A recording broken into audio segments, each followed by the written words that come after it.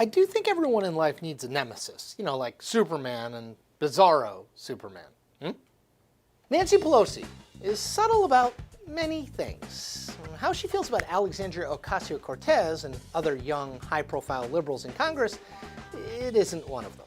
Here's Pelosi to the New York Times Maureen Dowd in early July about AOC and her liberal allies, quote, "All these people have their public whatever and their Twitter world, but they didn't have any following.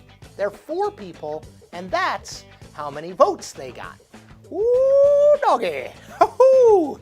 Pelosi was talking specifically about Ocasio-Cortez's failure to support a Democratic leadership-backed immigration measure, which the New York Democrat, as well as fellow freshman firebrands, Rashida Tlaib of Michigan, Ilhan Omar of Minnesota, and Ayanna Pressley of Massachusetts led the opposition to. During the immigration debate, AOC insisted that President Donald Trump and congressional Republicans couldn't be trusted with spending the money that Congress was going to allocate. Quote, "I don't believe it was a good idea for Dems to blindly trust the Trump admin when so many kids have died in their custody," Ocasio-Cortez tweeted in early July, adding, "It's a huge mistake. This admin also refuses to hand over docs to Congress on the whereabouts of families.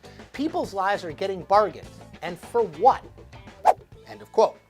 Now, in a vacuum, you might dismiss Pelosi's punch and AOC's clapback as the sort of occasional difference of opinion that happens in a majority party where not everyone agrees all the time on the right strategy to deal with a president as abnormal as Donald Trump. But this didn't happen in a vacuum. Pelosi's willingness to throw shade at AOC and the freshman phenom's willingness to sling it back is a feature, not a glitch, of their already fraught relationship. Now, it all began on Ocasio-Cortez's first day as a member-elect in Congress. On that day, it was November 13th, 2018, AOC participated in a sit-in in Pelosi's office, organized by an environmental group called Sunrise Movement. Quote, "Should Leader Pelosi become the next Speaker of the House, we need to tell her that we've got her back in showing and pursuing the most progressive energy agenda that this country has ever seen," Ocasio-Cortez told the assembled protesters. Now, Pelosi didn't say much at the time, but she clearly didn't take kindly to Ocasio-Cortez's first act on Capitol Hill. So, how did the Speaker respond? Well, AOC didn't get the seat on the powerful Ways and Means Committee that she wanted and that Crowley had previously held. Then, in early February, one day before AOC's signature Green New Deal, a package of legislation aimed at radical structural change of how government approaches climate change, was officially introduced into Congress, Pelosi gave an interview to Politico, where she definitely cast some shade. Quote, "It will be one of several or maybe many suggestions that we receive," said Pelosi of the Green New Deal proposal, adding, quote, "The Green Dream," or whatever they call it, nobody knows what it is, but they're for it, right? End quote.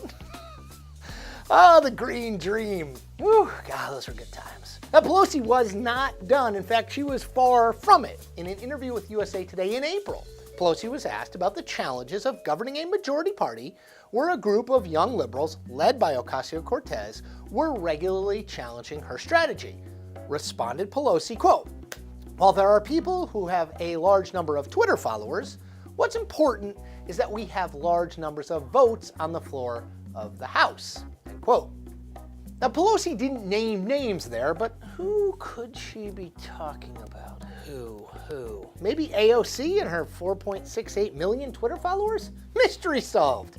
Sidebar, Nancy Pelosi has 2.66 million Twitter followers. She and AOC have more Twitter followers than any other members of Congress. Congrats! And sidebar. But wait, there's even more.